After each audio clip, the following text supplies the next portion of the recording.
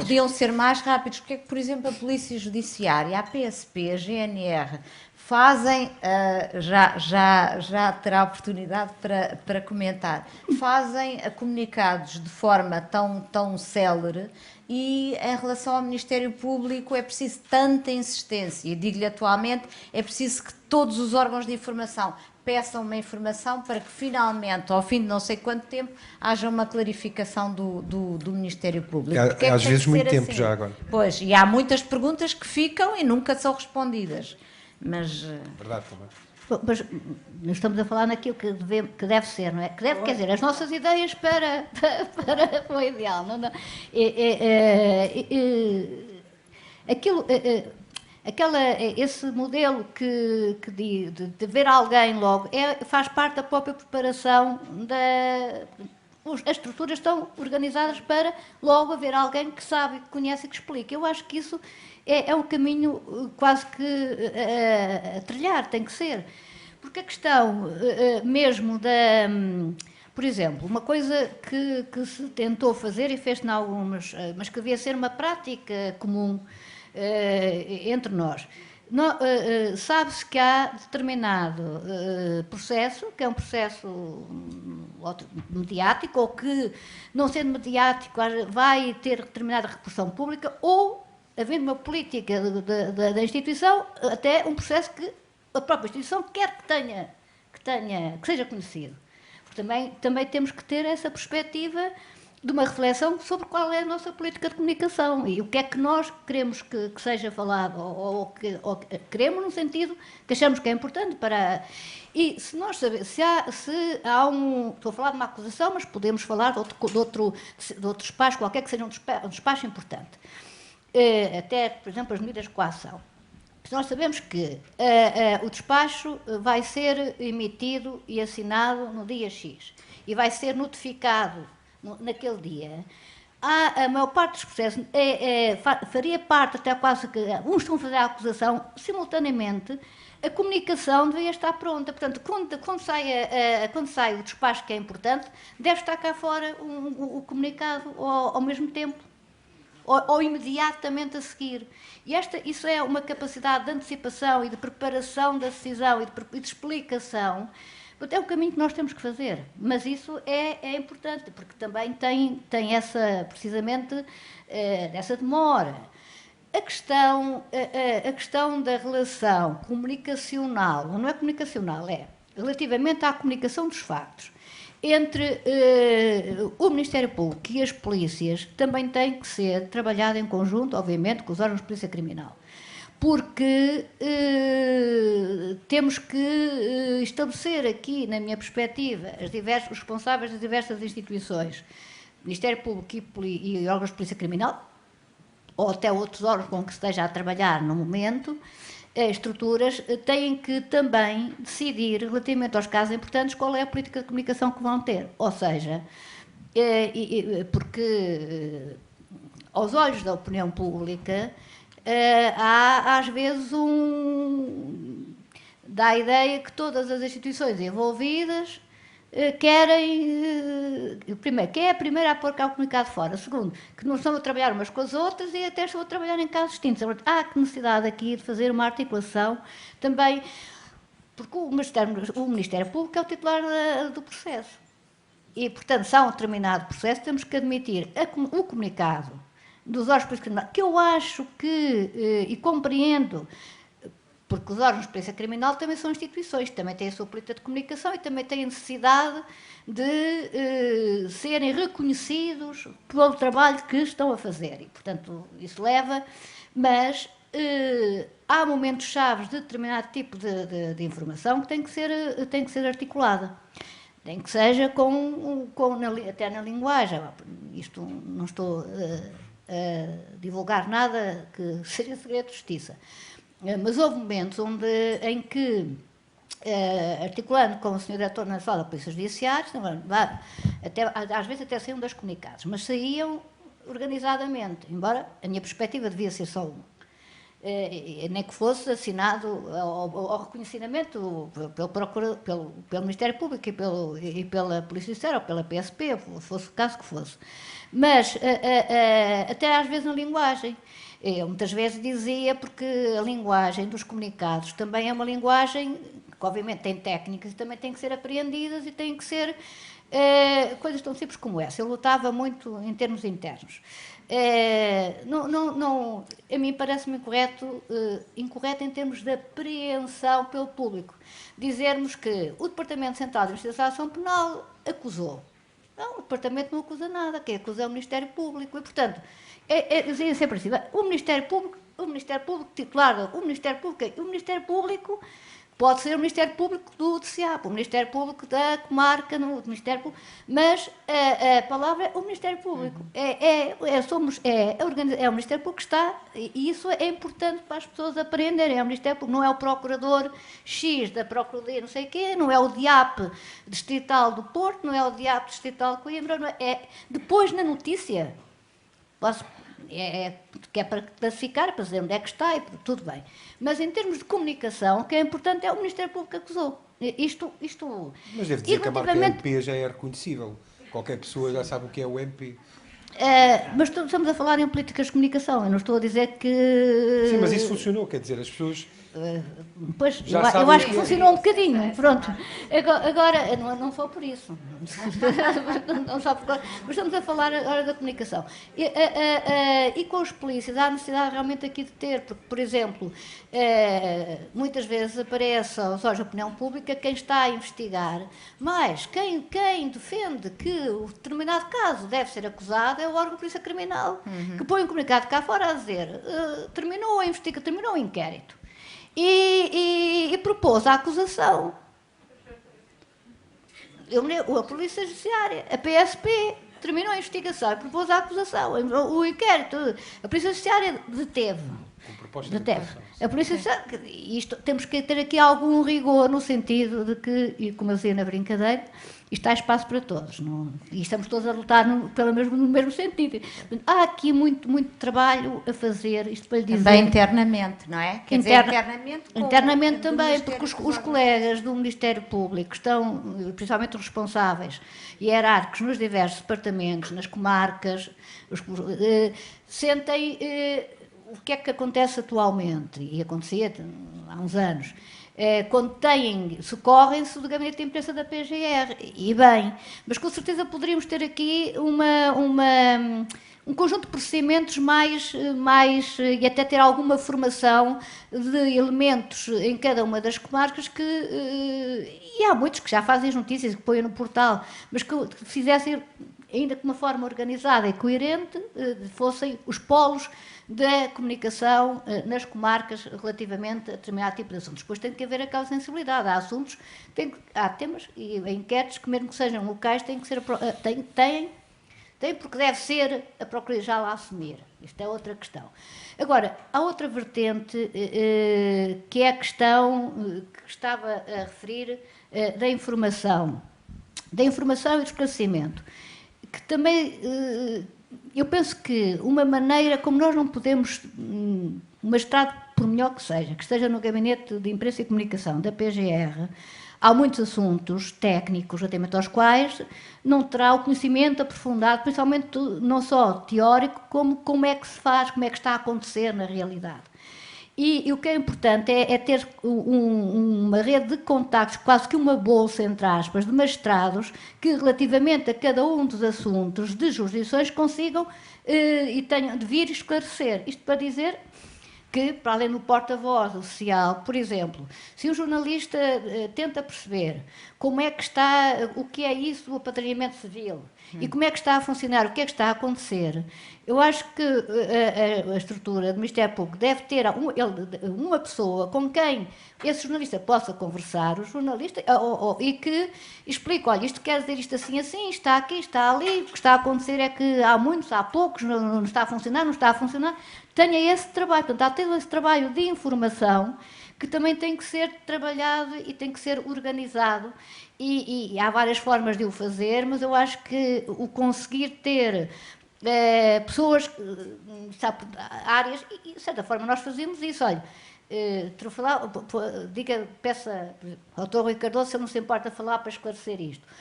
Não só esclarecer normalmente, quer dizer, off, como até ter magistrados que, para além do porta-voz, em determinado tipo de assuntos, magistrados, quando se for preciso, ir a um programa, que vão e que nós saibamos, e esses magistrados não só têm que ter jeito, como têm que ter alguma formação, mas têm que ter já alguma... E isso é importante, que esse gabinete tenha quase como uma rede organizacional de contactos que se possa socorrer dentro da estrutura, capaz de fazer esse conhecimento e acho isso muito importante. Mas porquê é que a doutora nunca conseguiu criar isso? Foi por causa da resistência, sobretudo, dos próprios magistrados em assumirem esse papel de porta-vozes? Nós temos as ideias, depois a sua concretização é fruto de muitas circunstâncias. E como não estamos só focados nessa preocupação, temos muitas outras, vai-se fazendo e vai conforme se vai conseguindo. Relativamente ao porta-voz nacional, digamos assim, não consegui encontrar ninguém que quisesse mesmo. Tem que ser um voluntário à força. Pois, mas eu sou um bocado contra os voluntários à força, normalmente não dá resultado. Principalmente principalmente quando estamos a falar de comunicação. Ser alguém que... Agora, esta organização toda, também o que eu estou aqui hoje a falar, é um caminho de reflexão. Portanto, eu também fui aprendendo, fui refletindo, olha, é preciso fazer isto, é preciso fazer aquilo, seria interessante que...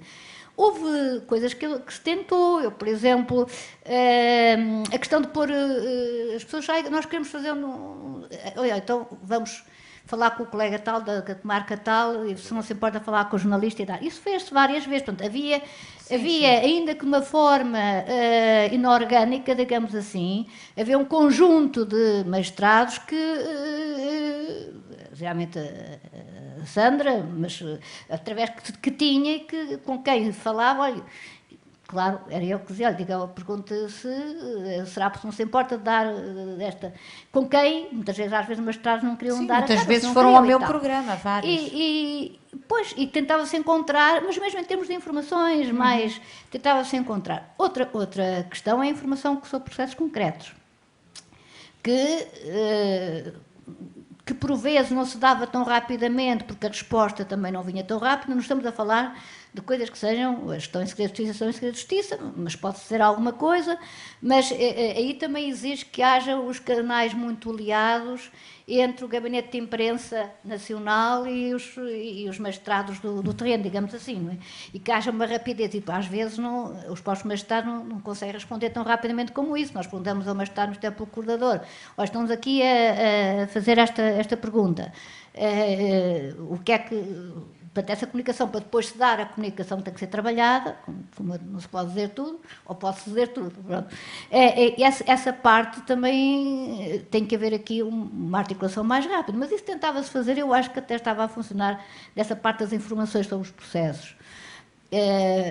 Penso que raramente ficavam alguns por responder, e os que ficavam por responder é porque não podiam mesmo ser respondidos. Porque, às vezes, isto já são questões de experiência concreta.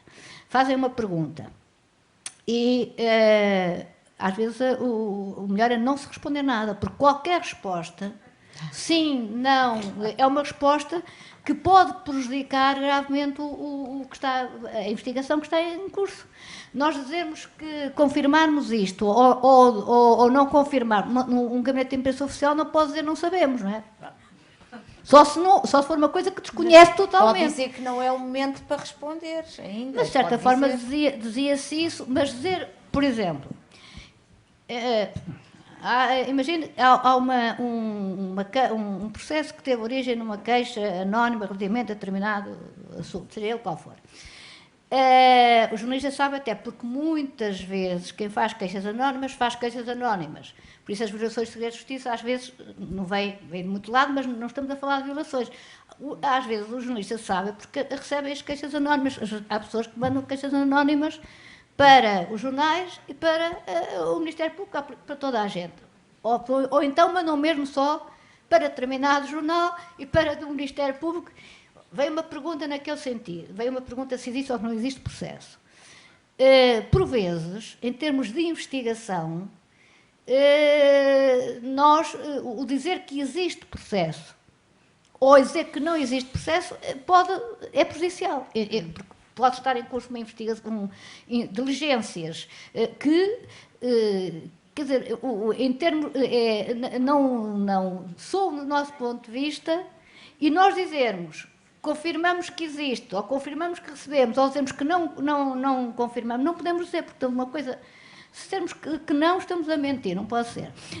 Se dissermos que sim, estamos a dar uma informação que vai prejudicar a investigação. Portanto, há aqui...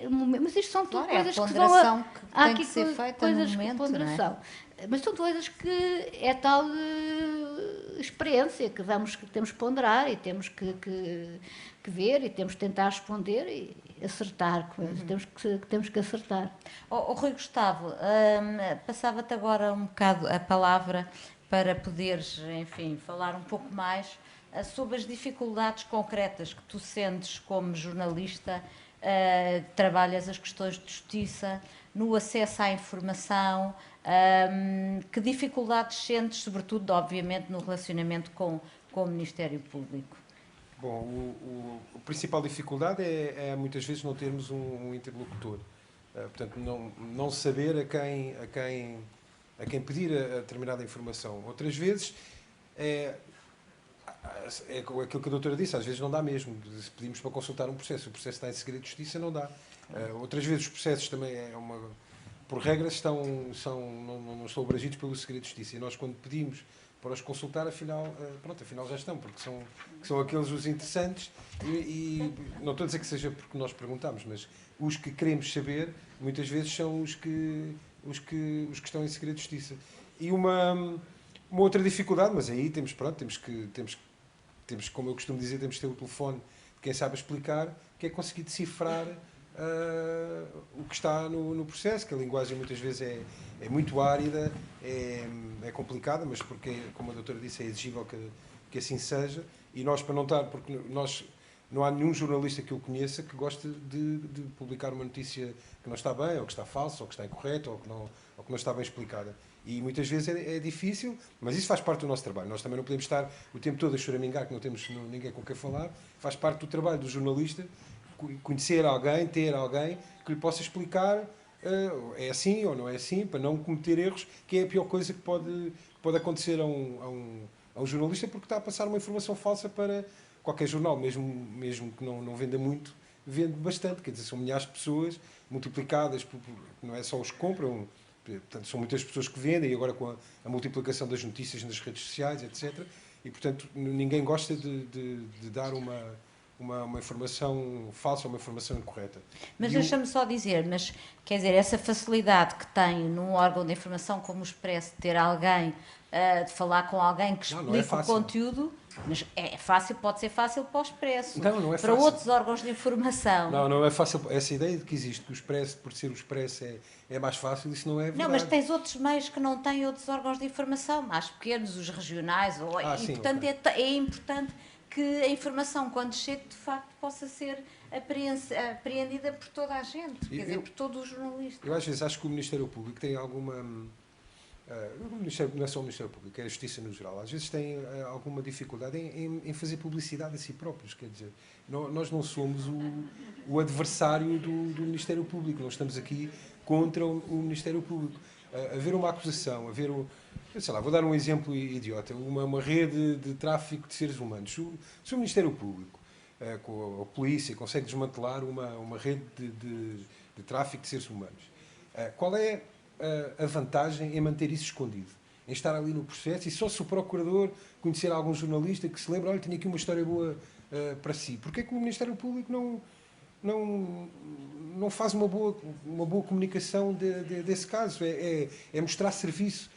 As pessoas também têm que ter noção do trabalho, muitas vezes que é invisível, do Ministério Público. Não é só os casos mediáticos que envolvem figuras minimamente públicas ou os grandes casos. Há histórias destas que muitas vezes nós não sabemos, porque é um comunicado, às vezes, que não se percebe nada num portal com meia dúzia de linhas e que, pronto, temos que andar ali a tentar perceber o que é, ou então não vemos nada.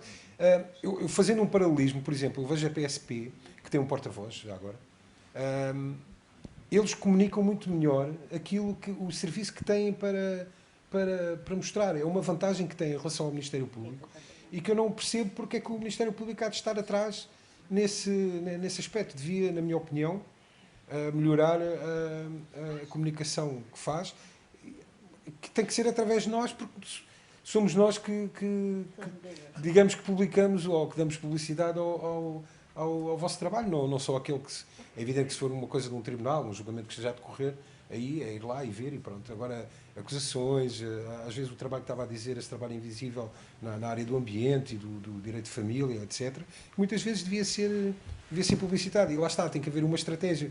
Porque a doutora estava a dizer, temos de tratar todos por igual. Se der uma história boa a todos, igual, o que vai acontecer é que ninguém vai ligar nenhuma àquilo.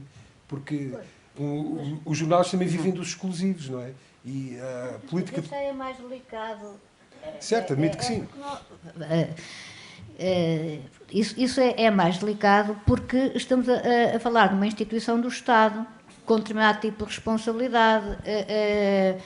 Eu compreendo o que está a dizer, mas é muito complicado. Eu defendo outras formas de fazer isso. Mas repara uma coisa, se um jornal, imagino que um jornal está a investigar vou voltar ao assunto do tráfico de seres humanos, e se pergunta ao Ministério Público, há aí uma história, tem alguma acusação boa neste aspecto, alguma história boa que possa ser divulgada? Isso está bem. Está bem, mas isso é o próprio jornal que tem essa iniciativa, que está a trabalhar essa matéria, vai fazer um artigo e pergunta. E é difícil. É difícil, mas eu isso concordo consigo. Já há muitas notícias sobre acusações publicadas nos portais. A questão é depois a descodificação, o saber... Doutora, são coisas muito... E com todo o respeito, são coisas sempre muito lacónicas. É verdade, mas se um jornalista for, por exemplo, ao portal da PGDL, mas até outros, e vê lá um conjunto, até os portais de comarca já fazem todos isso. Aliás, foi por isso. Alguns não, mas já há muita. Vai lá e vê. O Ministério Público acusou e pelo tema e pelo que lá está, é o início da investigação. Depois pode perguntar concretamente isto e aquilo. Agora, também perguntar, olha, relativamente a isso, quantos casos houve? Há aqui um outro problema, que é o problema do conhecimento efetivo estatístico, e não só estatístico e estatístico em números e de qualidade, que nós temos muito a trabalhar em termos internos, porque a estatística da Justiça, a estatística oficial validada em termos sociais, que é o Instituto Nacional de Estatística tem delegado no Ministério da Justiça, na Direção-Geral de Planeamento da Justiça, salvo erro, é assim o nome atual, a estatística oficial da Justiça, validada em termos para efeitos oficiais. Essa estatística, eu já muitas vezes defendi isso com os responsáveis respectivos, mas também é daquelas coisas que não se percebe porque é que não se arranca. Porque eu acho que é importante que os responsáveis todos, a Justiça, e geralmente o Ministério da Justiça nessa área, porque tem essa competência, se sente e se assente qual é a informação que precisamos, todos, que tipo, não só em quantidade como em qualidade, quais os critérios de recolha de informação, quais os critérios para tratamento, porque, por exemplo, a questão das absolvições ou das condenações, segundo o Ministério Público, a taxa de condenações relativamente às acusações efetuadas anda à volta dos 80% a 90%. Segundo as estatísticas do Ministério da Justiça, anda à volta dos 60%, salvo erro. Isto porquê? Tem a ver com a questão da recolha da informação e do modo como se valoram os respectivos critérios as variáveis, digamos assim. Ora, isto não pode ser, porque nós andamos a falar da mesma realidade em perspectivas diferentes, elas não são erradas, são diferentes. Por exemplo, porque o Ministério Público, num processo em que o arguido é acusado de 4 crimes, se ele é condenado em 3 e absolvido em 1, nas nossas estatísticas vai a condenação. E no Ministério da Justiça, se ele é absolvido no primeiro crime, conta como absolvição. Ou seja, há necessidade aqui de apurar e de especificar e saber quantos crimes, se conseguir, se perguntar quantos crimes de branqueamento de capitais é que tiveram lugar e foram julgados e foram condenados, não consegue obter, em termos sociais, em nenhuma das instituições, uma resposta correta. Essa é uma questão que também tem que ser tratada e que é importante para nós também darmos alguma informação. Agora, há outra forma de comunicação que eu acho que é importante que o Ministério... E também tentou-se fazer isso. Temos que antecipar, também temos que colocar o que é que nós queremos que saiba. Houve uma altura em que houve algum burburinho, passa a linguagem, por causa das suspensões. Começaram a aparecer notícias, que depois são repetidas, relativamente à suspensão provisória de processo. E as notícias eram do género: o Ministério Público perdoou, é absolvido porque pagou. Pagou e, portanto, ficou isento. Isso. E começou... Eu, contrariamente, lia atentamente, tentava ler os jornais, as notícias todas, até para uma pessoa perceber, como é que vocês dizem, temos que perceber qual é o estado, o que é que... E começou a aparecer no jornal, depois apareceu numa revista, depois apareceu no jornal, agora está-se a população está convencida que pagam e ficam livres disto. Uma pessoa pode ir dizendo, e se tivesse um porta, podia aproveitar para dizer, olha, que isso não é assim. Uma das possíveis o que é que eu fiz? Pedi aos colegas para se fazerem um estudo com os elementos que tinham, quanto às suspensões provisórias, o que era a suspensão provisória, eu pus uma espécie de um memorando relatório sobre a suspensão provisória do processo no último ano. Está lá publicado. Claro, os jornalistas podem lá e podem não ir, mas está publicado. Se uma pessoa, se quiser, olhem que está publicado isto, se quiserem sobre o assunto, e começou-se a repetir, sempre que possível, a dar-se essa informação para ver, porque tem que se desfazer algumas ideias. Havia esta coisa de nós irmos também, periodicamente, produzindo alguns documentos, acesso simples, relatórios com números e com alguma explicação mínima sobre determinados fenómenos que nos interessam, também é importante. Porque outra coisa que eu acho que é uma sugestão, que eu nunca pus em prática, embora tivesse uma vez, mas já às vezes não há tempo, não é? Porque tem que se preparar com algum cuidado. Que eu acho que era uma boa prática. Atualmente a lei já prevê que que haja um relatório final, os relatórios anuais sejam remetidos à Assembleia da República e publicados já zero. Às vezes atrasados, mas eram e são publicados. Mas por exemplo, o relatório anual, para mim faria todo o sentido, e aí sim, o Procurador-Geral, mas nas Procuradorias-Gerais regionais poderia fazer isso, fazer uma espécie de uma conferência, não era uma conferência de imprensa, era uma apresentação pública do relatório anual, com comunicação, sites, uma espécie de uma conferência de imprensa, convidavam para, olha, os nossos resultados tem um efeito completamente distinto de mandar um relatório para... Como também pedir que o relatório anual, quando fosse enviado para a Assembleia da República, não fosse só enviado, mas que houvesse uma sessão, geralmente na Comissão de Direitos Liberais e Assuntos Constitucionais, ou seja, há muitas... Nós temos que realmente ter aqui a preocupação de ter estratégias para a comunicação e que passam por tudo isto. E por falar em estratégias para a comunicação, em casos que causam perplexidade na população, como quando o Ministério Público acusa e depois pede a absolvição, ou quando o Ministério Público perde em toda a linha no julgamento, ou quando os processos prescrevem, deve ou não o Ministério Público dar uma explicação à sociedade? Depende dos casos e do modo como se coloca a questão. Eu acho que, por vezes, nós virmos responder relativamente a um caso concreto, a explicar o resultado processual daquele caso concreto, é quase pôr-nos na praça pública a dizer não, isto ou é lido como tal, e é lido como uma... As pessoas não entendem, acham que estão a pessoalizar a defesa de determinadas... outras vezes não. Se tivéssemos um porta-voz, isto depende muito dos casos, porque eu habitualmente é deixar o barulho passar E passado mas isto é um bocado intuitivo, porque depende dos casos, das alturas, das circunstâncias, de quem é que está a reclamar, que o Ministério Público tem que explicar, ou tem que às vezes reclamam, tipo, o Ministério Público tem que explicar para ser julgado na praça pública sobre um caso concreto.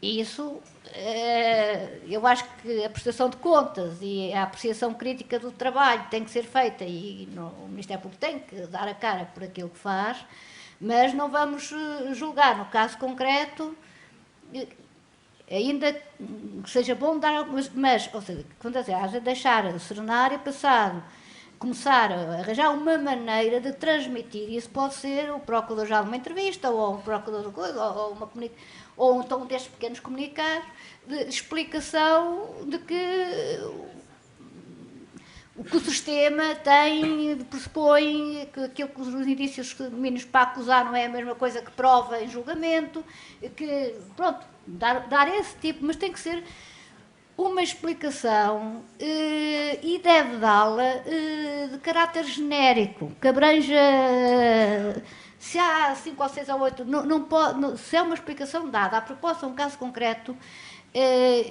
eu sou muito reservada porque acho que é um terreno perigosíssimo e que não vai esclarecer nada, só vai promover uma campanha, uma batalha campal relativamente a um assunto concreto, onde entre os bons e os maus, e aquele está do outro lado e o outro está do outro lado, isso nós temos que nos precaver. Somos uma instituição que tem determinadas regras. Agora, tem que haver explicações, mas tem que se encontrar o modo certo de as dar, sempre apelando à compreensão e genérico. Claro que às vezes, fazendo a falar genericamente, as pessoas sabem que estamos a falar, mas normalmente nunca só é um caso, é o caso A, B ou C. Depois aqui também passa pela participação pública dos responsáveis das instituições, independentemente da natureza mais ou menos reservada. E eu estou a falar não só de Procurador-Geral da República, como também de Procuradores regionais, porque também é importante, embora nós saibamos que uma instituição tem um responsável, e é esse responsável, em momentos que isso tem que dar a cara, é ele. Não é uma questão de protagonismo pessoal, é uma questão de responsabilidade do exercício do cargo. Mas, por vezes, há muitas questões que têm que ser os magistrados que têm responsabilidades locais e que podem vir... Porque numa entrevista pode-se dizer, também se pode ir repescar e dizer, de uma maneira genérica, algumas situações. Desculpe, isto eu falo porque vou-me lembrar de alguns casos. Quando foi o caso de Angola e do processo ir ou não ir, começou a gerar-se uma confusão jurídica, e que obviamente, porque alguém queria gerar, ou não por uma ignorância, relativamente ao motivo que determinou e que foi, em termos jurídicos, alegado e fundamento da não remissão do processo para lá. E como também era sempre o Ministério Público, quando aquilo era um espaço que era um espaço judicial e que tinha os seus fundamentos. E os fundamentos eram o modo como tinha interpretado a lei, sinceramente a Convenção dos países da CPLP. E aquela era a questão da boa administração da justiça. Portanto, que, tirando, se o fundamento foi esse, significa que a justiça portuguesa não tem confiança na justiça angolana, não tem nada a ver com isso. O conceito de boa administração da justiça é um conceito jurídico que está e que vem da Convenção.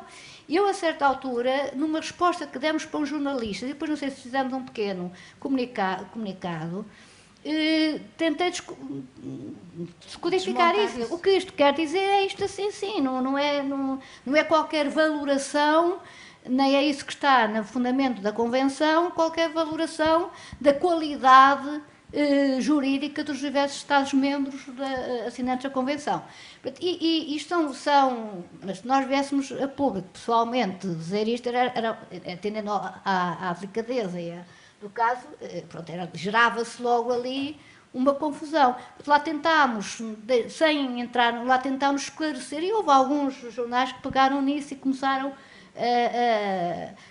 quando falavam no fundamento, começaram a falar. Outros, não eram só os jornalistas, eram os comentadores, continuavam a ser a sua interpretação, porque era a interpretação que queriam ter, não é?